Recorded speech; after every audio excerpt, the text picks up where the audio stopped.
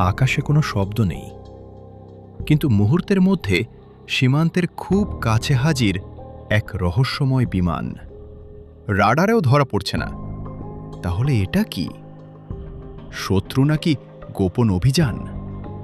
আজকের ভিডিওতে আমরা দেখব লেবাননের আকাশে ঘটে যাওয়া এক চমকপ্রদ সামরিক ঘটনা, যেখানে প্রতিটি সেকেন্ড ছিল গুরুত্বপূর্ণ, আর একটি ছোট ভুল মানেই হতে পারত বড় বিপর্যয়। স্বাগতম বৈশ্বিক বাংলাতে।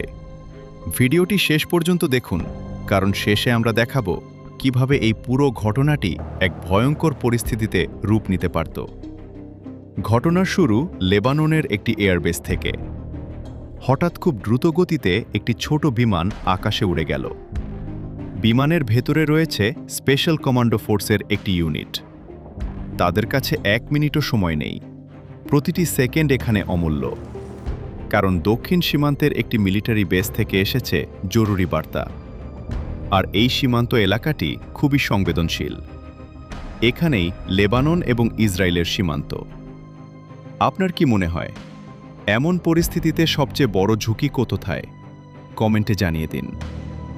মূল ঘটনা শুরু হয়েছিল প্রায় 2 ঘন্টা আগে। লেবাননের রাডার কন্ট্রোল রুমে সবকিছু তখন স্বাভাবিক ছিল। ক্যাপ্টেন কাসেম ফরহাদি রুম থেকে বের হচ্ছিলেন। হঠাৎ তিনি আকাশে একটি বিমান দেখতে পান। বিমানটি খুব দ্রুত গতিতে উড়ছিল, কিন্তু আশ্চর্যের বিষয়, কোনো শব্দ নেই। এত দ্রুত গতির বিমানের কোনো শব্দ না থাকা অস্বাভাবিক। তিনি সঙ্গে সঙ্গে রাডার রুমে ফিরে যান। রাডার চালু করেন, কিন্তু স্ক্রিনে কিছুই দেখা যায় না। এই মুহূর্তে আপনার মনে কি প্রশ্ন আসছে? এটা কি স্টেলথ বিমান? কমেন্টে বলুন। এটা তাদের জন্য নতুন কিছু না, কারণ আধুনিক 5th জেনারেশন ফাইটার জেট অনেক সময় রাডারে ধরা পড়ে না। ক্যাপ্টেন বুঝতে পারলেন বিষয়টি গুরুতর, কারণ এমন বিমান সাধারণত শক্তিশালী দেশগুলোর কাছেই থাকে। তিনি ধারণা করেন বিমানটি আবার ফিরে আসতে পারে, তাই সবাই সতর্ক হয়ে অপেক্ষা করতে থাকে। প্রায় 17 মিনিট পর রাডারে একটি বড় সিগন্যাল দেখা যায়, কিন্তু সেটি সীমান্ত থেকে মাত্র 7 মাইল দূরে। ধীরে ধীরে এগিয়ে আসছে। এবার বিষয়টা আরও রহস্যময় হয়ে যায়, কারণ সাধারণত যুদ্ধবিমান বড় সিগন্যাল দেয় না। এটা দেখে সঙ্গে সঙ্গে এয়ার ডিফেন্স সিস্টেম চালু করা হয়। যদিও তারা জানত তাদের সিস্টেম খুব উন্নত নয়, তারপরও কোনো ঝুঁকি নেওয়া যাবে না। আপনার মতে এমন পরিস্থিতিতে কি আক্রমণ করা উচিত নাকি অপেক্ষা করা উচিত? কমেন্টে লিখুন। কিছুক্ষণ পর দেখা গেল বিমানটি সীমান্তের কাছে এসে থেমে আবার ঘুরে যাচ্ছে। এটা একেবারেই অস্বাভাবিক আচরণ। তখন তারা বুঝতে পারে এটি ফাইটার জেট নয়, বরং একটি মিলিটারি ট্রান্সপোর্ট এয়ারক্রাফট।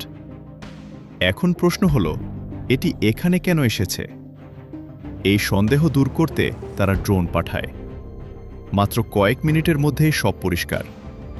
বিমানের ভেতরে সৈন্যরা প্যারাসুট নিয়ে নিচে নেমেছে, মানে তারা গোপনে অবতরণ করেছে। এই মুহূর্তটা ছিল সবচেয়ে গুরুত্বপূর্ণ। আপনি কি ভাবছেন, এটি কি গোপন অপারেশন?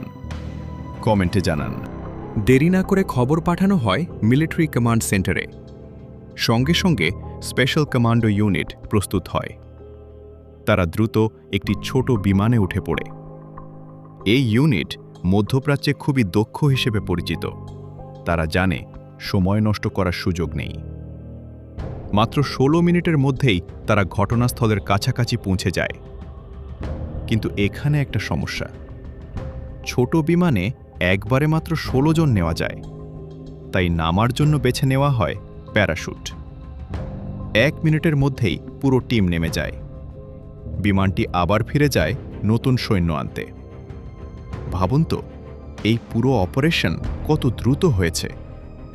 আপনার কি মনে হয়, এমন দক্ষতা অর্জন করা কতটা কঠিন? কমেন্টে বলুন। লেবাননের এই সীমান্ত সবসময় নজরদারিতে থাকে। সামান্য নড়াচড়াও এখানে গুরুত্ব পায়। যদিও তাদের কাছে খুব উন্নত যুদ্ধবিমান নেই, তবুও তারা পিছিয়ে নেই, কারণ তাদের শক্তিশালী ড্রোন সিস্টেম রয়েছে। এই ড্রোনই তাদের বড় শক্তি। এটাই তাদের দ্রুত সিদ্ধান্ত নিতে সাহায্য করে। আর এই কারণেই বড় কোনো সংঘর্ষের আগেই পরিস্থিতি নিয়ন্ত্রণে আনা সম্ভব হয়। সবশেষে একটা বিষয় পরিষ্কার, প্রতিপক্ষ জানে লেবানন তাদের সার্বভৌমত্ব রক্ষায় কোনো ছাড় দেয় না। এখন আপনার কাছে প্রশ্ন, এই পুরো ঘটনায় সবচেয়ে বেশি চমকপ্রদ কোনো অংশটি লেগেছে? কমেন্টে জানাতে ভুলবেন না। ভিডিওটি ভালো লাগলে শেয়ার করুন আপনার বন্ধুদের সাথে। বৈশ্বিক বাংলার সাথে থাকুন, কারণ আমরা নিয়ে আসি এমন সব বাস্তব ও বিশ্লেষণধর্মী গল্প যা আপনাকে নতুনভাবে চিন্তা করতে বাধ্য করবে। আবার দেখা হবে নতুন ভিডিওতে।